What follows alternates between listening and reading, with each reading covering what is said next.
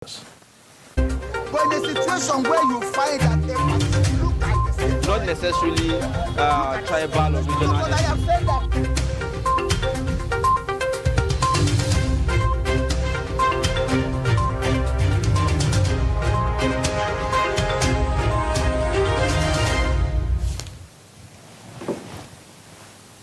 All right, welcome back. If you are just joining us, this is Daybreak on Trust Television.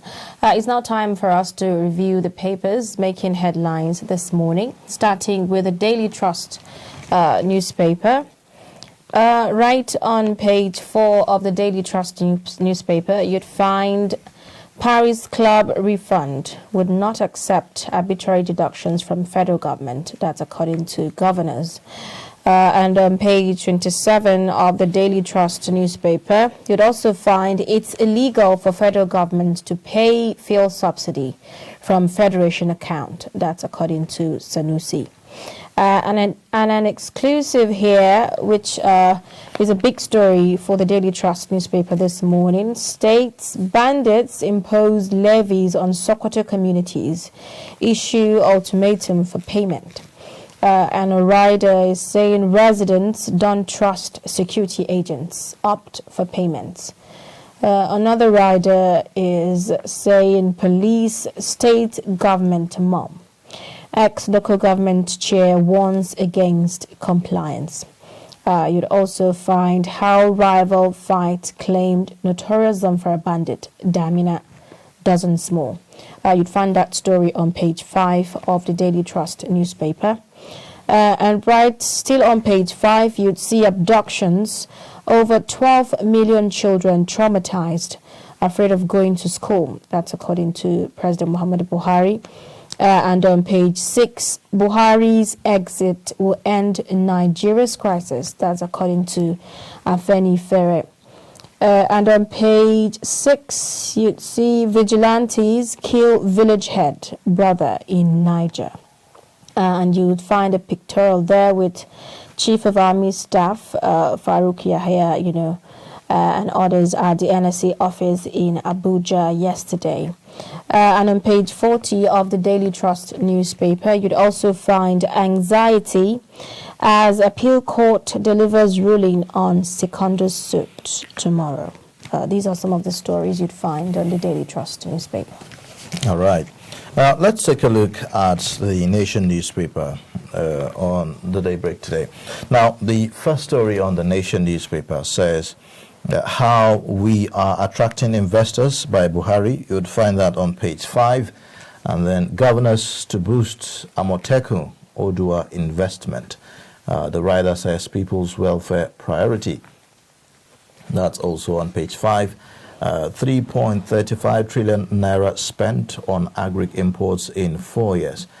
Conflicting court orders, NBA raises probe panel.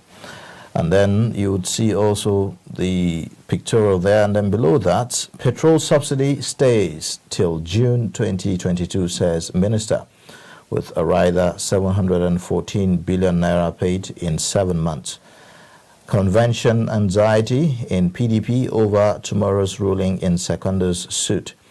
The lead story on the Nation, deduction row with federal government, governors reject allocation. Payment to Paris Club loan consultants sparks dispute.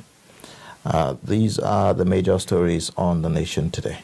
Okay, let's take a look at the stories on the Punch newspaper.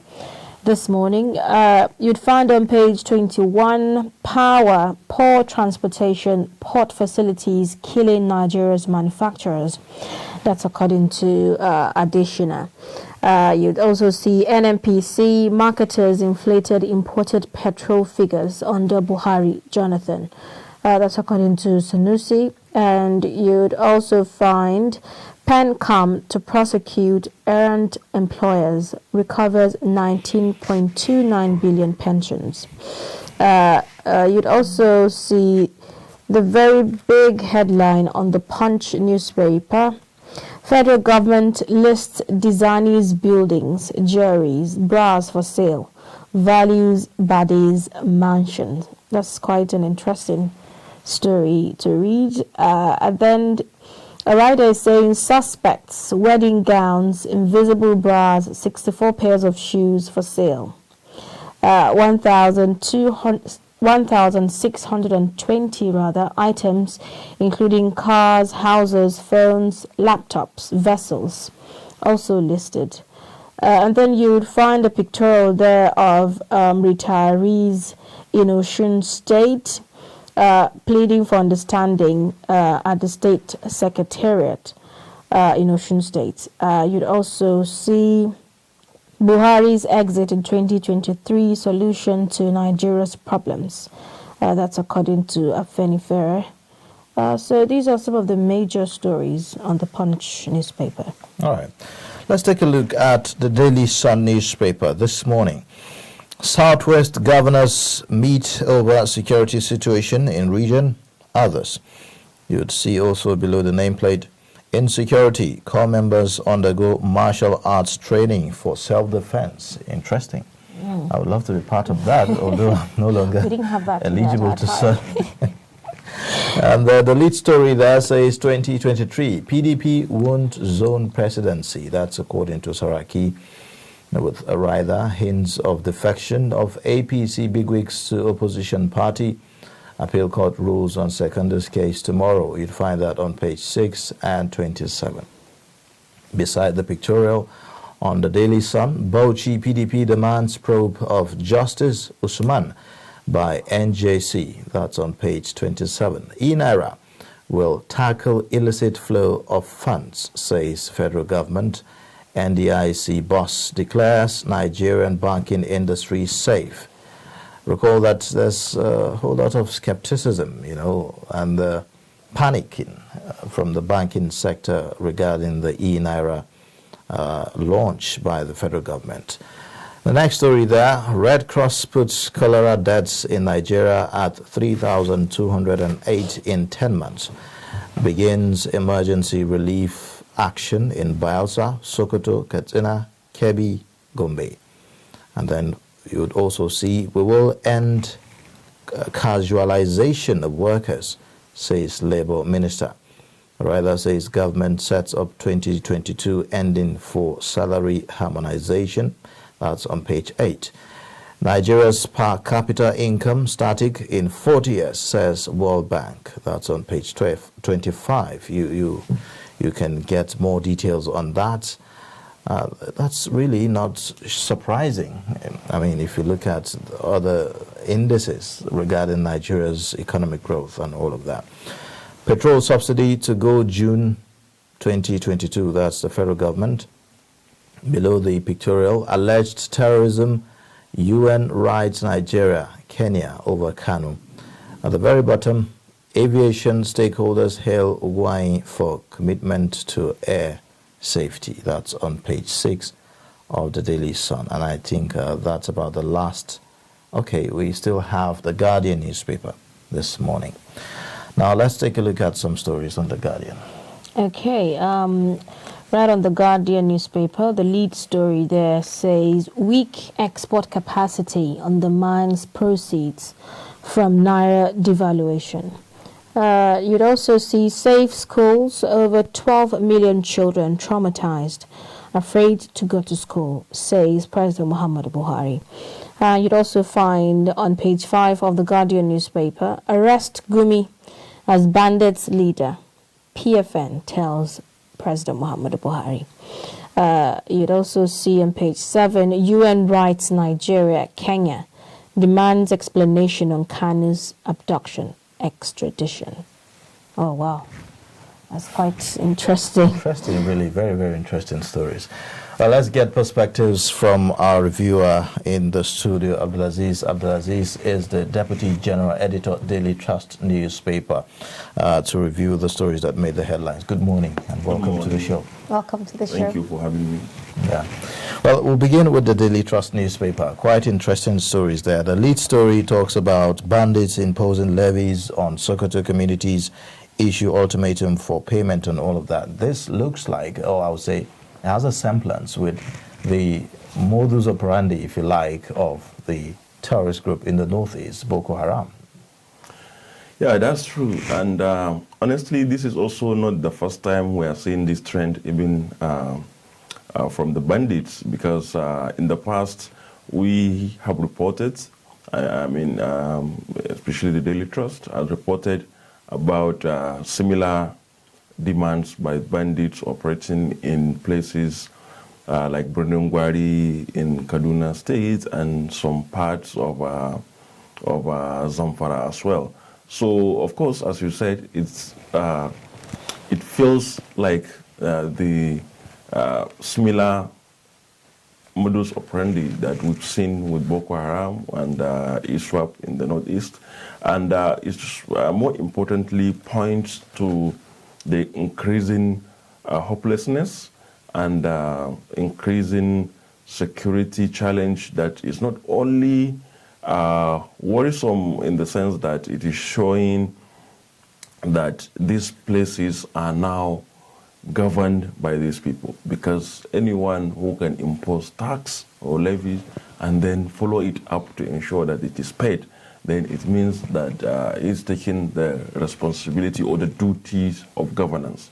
Governance has been subverted and taken over by these criminals, and which is quite unfortunate, and more so because these places are largely farming communities in which the people are really very poor, poorest of the poor, and now for them to even access their farms, for them to even live, it has to be taxed. That is really a bad situation, and it shows that we still have a long way to go in containing this issue of banditry. Okay. Now, you mentioned hopelessness, of the people. And we're seeing that residents don't trust agents and they are opting, for these payments. Why is that? Yeah, that's exactly the issue of hopelessness, because in many of these communities, the people feel that, the capacity of the security forces to really protect the citizens is very weak.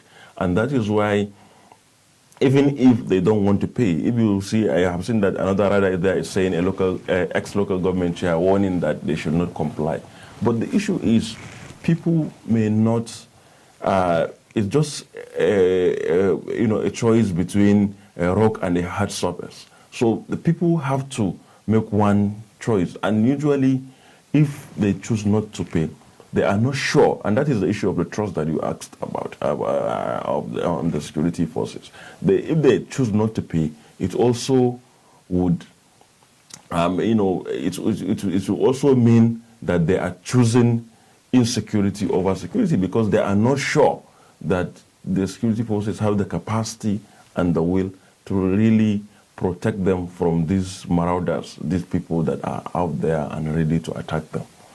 And it's beginning to look like somehow we've settled for these ungoverned spaces and accepted that it's not possible to deploy troops, to those areas. Is that correct? Because how do we overcome or how do we defeat the bandits, if we do not have sufficient deployments of security forces in some of these ungoverned spaces? You're absolutely correct in this, especially with your last comment. It's not really easy. And the places are very vast, especially this area. A lot of people don't know the extent or how vast these areas are, and vis-a-vis the inadequacies, especially the shortage of manpower, which is true. Policymakers, everybody knows. For example, the whole size of Nigeria, over 2 million, people, and in terms of the land mass and all that. But you find out that our security forces are maybe not more than 1% of our population. No country, operates in that way, because, like for example, the whole police is not up to 500,000. The whole army, how much is it? Around 300,000. So this is a very serious issue. And added to this is also the extent of the conflicts, internal crisis we are having. The security forces are spread too thinly across the country. We have ongoing operation in the northeast. It's not over. We have this crisis in the northeast and parts of north central, northwest and part of north central. You have the security challenges in the northeast. So all these are issues that require active security operations, while the numbers are somehow not there. Yeah. And as I said, the vastness, like for example, Borno-Ngwari, it's alone. People don't know. Borno-Ngwari alone in Kaduna State is twice the size of Lagos. So that shows you, that gives you an idea about how these places are. You know, if you straddle from Niger going into Zamfara to Sokoto State, Kebbi, Katsina, these are massive places.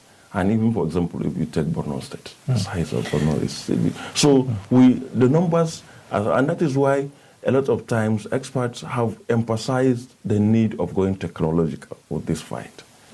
Because, of course, technology is giving us a way around figures. So if you don't have the numbers, you can improvise, you can get the technology to do the work for you. Okay. Now, you know, in recent times we have seen, you know, schools being attacked. Our schools are not safe anymore. And then recently on The Guardian, I'm seeing this morning, President Muhammadu Buhari is issuing a statement saying children are traumatized and they can't go to school anymore. Many would say, as a president, that shouldn't come from him, but we should see a form of response, you know, to the whole situation. Yes or no. Yes, in a sense that, yes, people expect action, not talks from leaders. But also, I think, especially depending on the context, I cannot speak of the context where he spoke. I think it's also not a bad idea. It's also part of leadership to give update on situations in the country. So in that sense, then I think it's fair. It's not out of place for the president to speak about these out-of-school children. As you said, the trend of school abduction, we've seen it move from the northeast to northwest, and even in the north and in the northwest, we've seen too much of it. Right. Because, like from the first school abduction recorded in December 2019 in Kankara in Katsina State, we've recorded like at least 4 or 5 others. You know, that is to Jengebe in Zamfara State, to the school in Niger, you know, 2 schools in Niger State have been attacked, about 2 others in Zamfara, and and about 3 also in Kaduna State. So within this 10 months of the year, we've seen like abductions in nearly 10 schools, and this is quite disheartening and of course quite discouraging. And I'm not surprised with the figures coming out, because in a lot of places we're aware that schools have been closed down because of fears of attack. In some places, parents have withdrawn their children from schools because they are not comfortable of their safety, especially boarding schools. Right. All right. Now let's take a look at, you know, other stories here. That we are now seeing this Paris Club, you know, discussion again. The Nation leads with the story: deduction row with federal government. Governors reject allocation. Payments to Paris Club loan consultant sparks dispute. Again, this issue is resurfacing. Take us through, you know, the bone of contention here. Well, you know, this Paris Club thing is very interesting. And it's actually, to be frank, in itself a very good example of how, you know, governance in Nigeria is been done, and how people in positions can do things a lot of times out of their own benefit, and also how money, as they say, is the root of all evils. So this is just statements. So going into the issues, you know, all this, that is what you are seeing on the paper today started from 2006 when the federal government paid, negotiated debt relief with the global lenders, especially the Paris Club. And they say, okay, give us a certain amount of money, and then we write off what Nigeria was owing. So in doing that, the federal government now removed money from the federation account. And much later, some states started agitating that we are overcharged, or some of us have not even benefited from the loan. Then you shouldn't have cut the money across from, because of course, as we know, a federation account belongs to everybody. So why would you remove my money, his money, and her money when only the two of them actually took these loans? Or even in taking the loan, we are overcharged because our own debt is not up to the deduction made.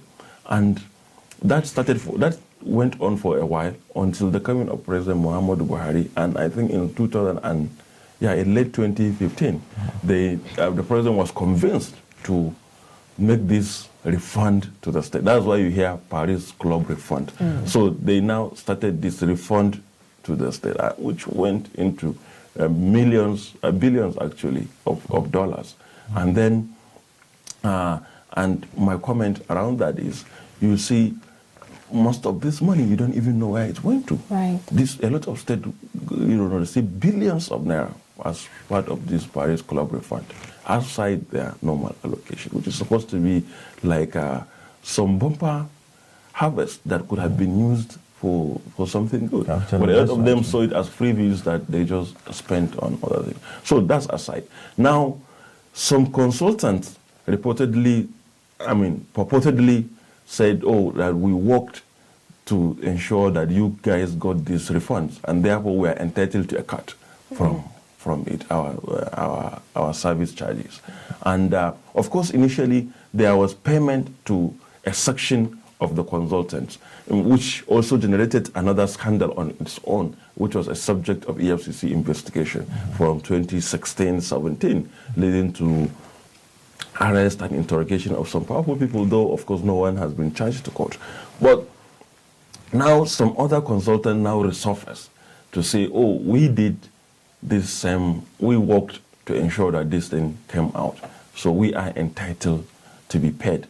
And what are they demanding? $480 million. That is a lot of money. And then there has been back and forth between the federal government and states being coordinated by the Nigerian Governors Forum about what to do with this situation. And states kept insisting that we don't know these guys, or actually the services they claim to have rendered is false, or that we have not entered into a contractual agreement, or, they disputed the claims. Some of the consultants went to court. I think some of them have gotten judgment. And then there was the talk of out-of-court settlement, which the Attorney General now went into with some of the consultants, and that's where you arrive at the payment of $418 million.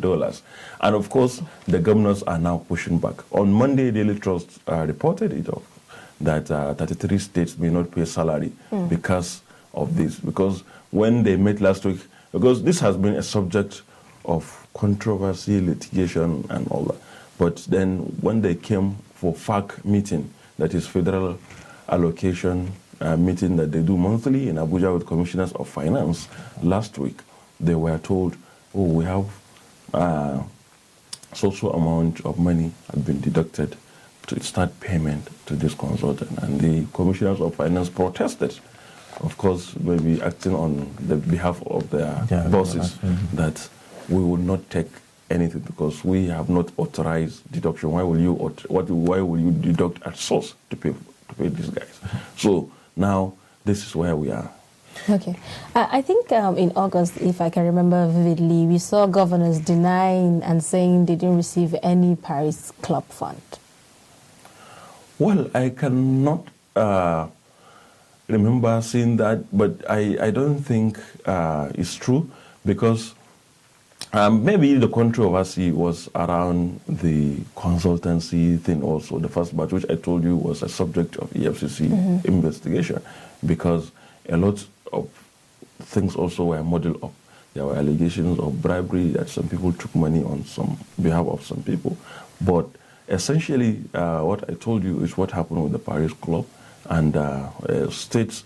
I think it's not all the states, but the exceptions is quite a few. And also the money varied because it was based on a calculation of what was deducted from the federation account at that time and what was supposed to be due to these states, that was repaid. Now, tied to this is the issue of, revenue generation in the states. How sustainable is this behavior of, coming to the federal government, taking an allocation, and then going back to the state? And then it continues like a ritual, and you do not necessarily see how that internally generated revenue in most of the states is, boosted, is increased, by virtue of maybe some kind of capital investment and all of that. How sustainable is this culture? Well, actually, this is a subject of a very long debate across lines, because in fact, it has a center of the restructuring debate. That a lot of people say, let's restructure, let's have states to be a bit more independent, also a bit more in charge of their resources, so that states can live according to their sizes. What I mean is that states who can generate money on their own should, to do other things, not to depend on some handout coming from the federal government through the FAC. And of course, just like oil made Nigeria or Nigerians lazy, the FAC allocation, the monthly handout that states take from Abuja, has made most of them lazy in terms of exploring other revenue sources, because Nigeria is rich and Nigerian states are quite endowed, but we don't explore those endowments, those natural endowments, and on other things like, for example, taxes. Because you will see that in many states they don't care even about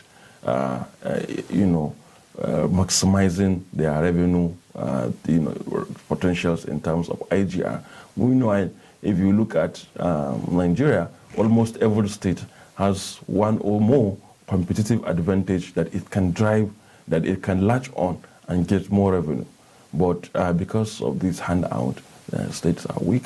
And also, it's become, as we've seen recently, especially in the last year or two, it's become a very serious political issue, in the sense that people driving for or against restructuring are largely taking this revenue dependency or revenue independence as the benchmark, as the marker, because and therefore the line is drawn. For example, states who feel they are buoyant, largely the southern states feel, we have to restructure and make states take charge of control their resources, this and that. But the perhaps more, I wouldn't say poor, but lazy states in the south, in the north, always push back to argue against such mechanisms. But by and large, I think it's very important that states become much more independent in terms of revenue generating, because when you do that, you develop at your own pace. One, secondly, you also the responsibility also increases, because if people feel they are responsible to citizens who pay taxes or who know where this money is from, they will perhaps be more accountable. Because if you look at it now, average citizen has only a notion of what this money is, this public money. And that's one of the most important challenges, even in terms of fighting corruption in Nigeria, because Nigerians are not organically attached to the resources that are being spent by government. Right. So people feel that is government money, so it's public fund. So it's like, because they don't contribute, they don't have like serious attachment mentally to this money, because it's just like something that is hazy in the clouds. Somebody comes to Abuja, collects allocation and go to the state, spend it anyhow they want it. But if you and I know that visibly and we come to that realization that it is because the government, every month I pay 5,000 or every month I pay 100 naira, that is what the government is being run on. Even the demand for accountability, I always say that, even the demand for accountability will increase. Yes, but what could be responsible for this attitude? Could it be that maybe some Nigerians do not, like for instance, if you talk about the number of Nigerians or the percentage of Nigerians that are captured, that are paying tax, to the government, do you think that has an influence on the way people behave towards government funds and how attached they are to the issues of government money? Yeah, it does. That's exactly what I was explaining. It does, because in as much as natural resources also belongs to you and I, people largely, because it's not like they are not the one mining, whether it is solid minerals or the crude oil. So they don't have that direct attachment of it.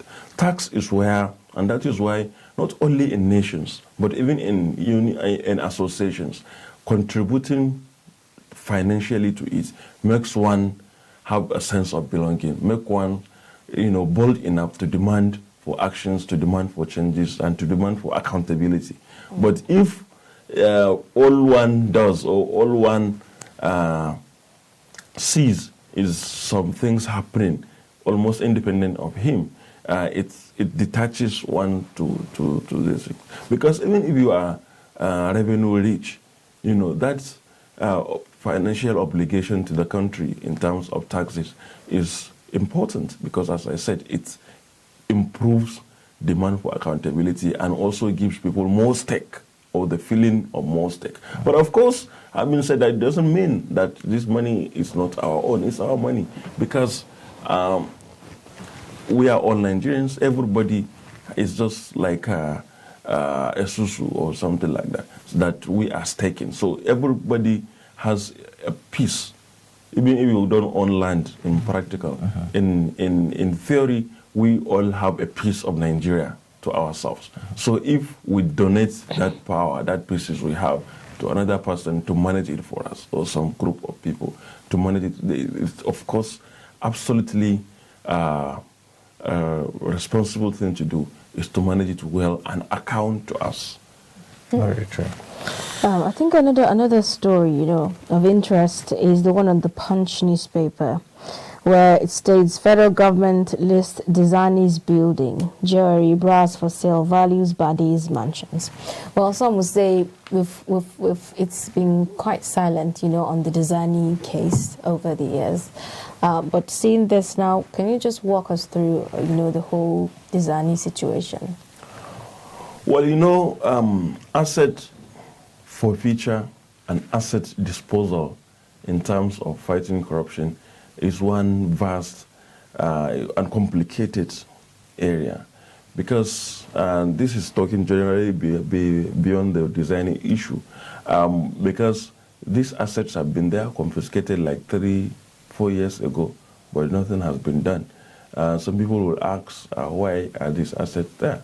Because, there has to be process of the courts, getting to the courts to get court orders to temporarily forfeit the assets and then to permanently forfeit them. To temporarily forfeit them means to say that the government is declaring that these assets are proceeds of crime, of corruption. But if you feel that it's not true, or if you feel it belongs to you legitimately, you should come forward and explain how you get it. So if you don't, then they forfeit it to the government. That is one aspect of asset forfeiture. It also comes sometimes in attached cases. That is when somebody is taken to court and it goes with the person, because that's what we call non-conviction based asset forfeiture. That is the first one I explained. That is, you apply just the asset to say, okay, I have seen this house in Metama, for example, and I feel that is a proceed of crime. Anybody who believes that it's not should come forward and prove otherwise. That's non-conviction asset forfeiture. But the conviction-based asset forfeiture, that is the one that you take the person to court with the asset as evidence. So it has to pass through a very usually long process of the Supreme Court until the case is completely dispensed. Isn't that long process the problem here? I mean, the president has expressed, frustration over the processes of our court as to, helping with the fight against corruption. That's exactly the point. Yeah, that. So the process is not as easy as we may think. So it takes a long time. But that's aside. Now, I think it's good what the government is now doing. The only thing is we should demand, as usual, with Nigeria, what should be given, that is transparency. That these assets should be transparently dispensed of so that we get value for them. We don't get the assets looted. I'm using looted not in the sense of crude direct stealing, but to show that sometimes asset can be sold, but in a giveaway price that only it's literally like giving them away or looting them away. So we hope that all the assets listed for sale will be sold in a very objective, transparent manner, so that at least Nigerians can get some level of retribution, what is called retribution in the language of anti-corruption fight.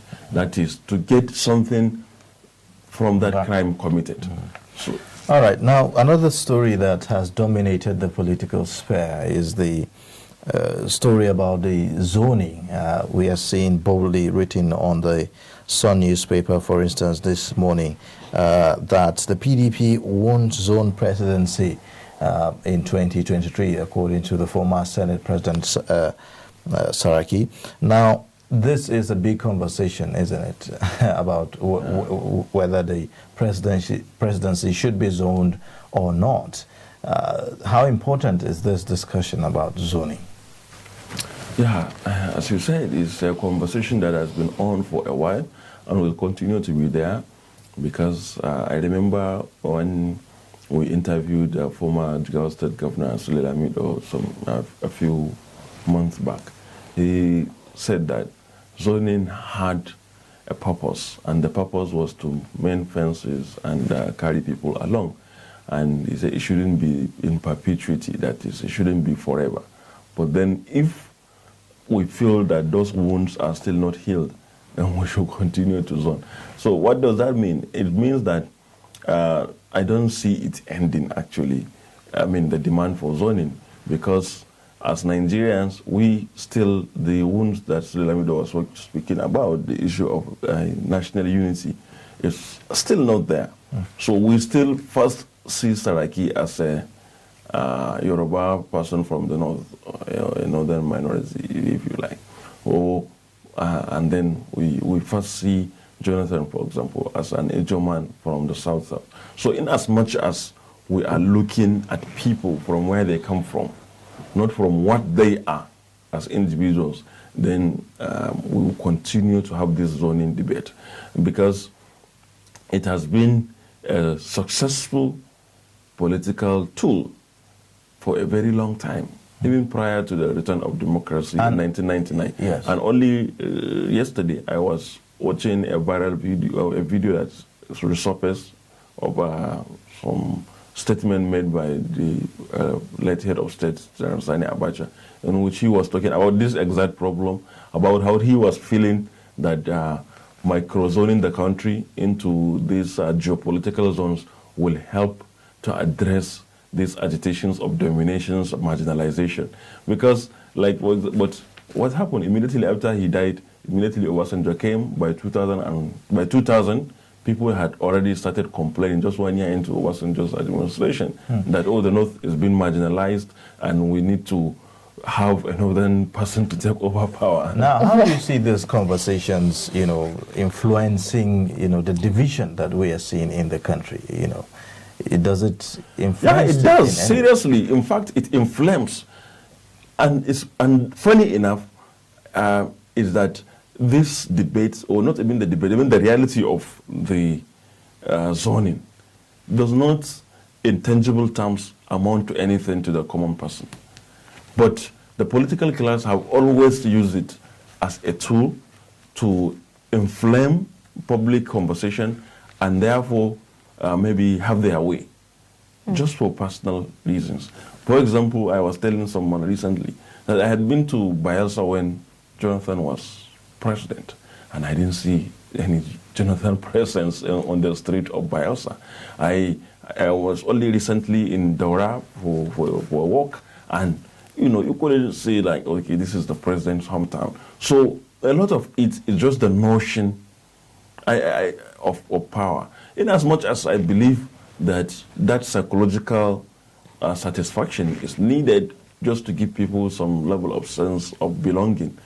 But the way it is being whipped as a political tool is totally unfair to this country, because, as I said, we will continue on this for a long time.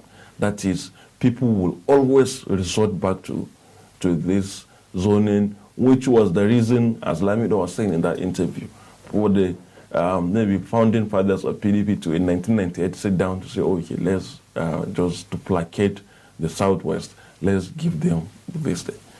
But how do we move away from this? That's what I'm saying. Two things. One is we have to, and of course, I don't see it happening in anytime soon, but we have to move away from that debate, honestly, because it is a deliberate, sentimental debate where such a political class always resort to, which is also, unfortunately, is a sweet music to the ears of the common man, and that is what usually will spark the debate, and everybody will be talking, oh, we are marginalized, we need to be zoned, this thing has to be zoned to us. But talking about the PDP, though, from the context of PDP and 2023, which I think we have not addressed based on what Saraki, I think, said, though of course I have not read the story. It's interesting that the PDP is having a very tough time deciding on this zoning thing, and also taking a position on it, because from what I know, the party is divided. There are those who say, oh, we have not, the last person we gave our ticket, of course, is a northerner, but the last president we produced is from the south. And the only fair thing to do is to, but also Buhari is from the north. He's just about to spend his 8th year tenure. He's been there for 8 years. So it's not fair, even though Buhari is not from our party, but it's not fair to disregard the fact that he's from the north and give another northerner the ticket. But some people feel, but if we are talking of winning election, we should go to where the votes are. And that is one of the raging things. So somebody put it to me once, that it's a debate between moralists and rationalists. Moralists who feel it's morally wrong to have another succeed Buhari after 8 years, and rationalists who feel that perhaps the only way the PDP, as Dopesi recently said, the AIT founder, that the only way for PDP to maintain or to get the presidency is actually by fielding a northerner. But also, one interesting issue to all this is the power play, the blocks, because we have the southern governors had come out in July to say that power must shift, whatever party it is, to the south, which of course later the northern governors met and also countered. And also there is the pull-push thing within. Some powerful persons who have maybe ambitions, maybe people like Saraki and Atiku Abubakar and maybe Governor Wike and the rest are also trying to position themselves, trying to ensure that the cards are played, in a way that it will favor them. So we watch to see. All right. Well, thank you so much for coming on the show and sharing your thoughts with us on this segment of the show. We've been speaking with Abdulazeez. Abdulazeez, he is the Deputy General Editor, Daily Trust newspaper, giving us perspectives on the stories that made the headlines this morning. Thank you again for coming.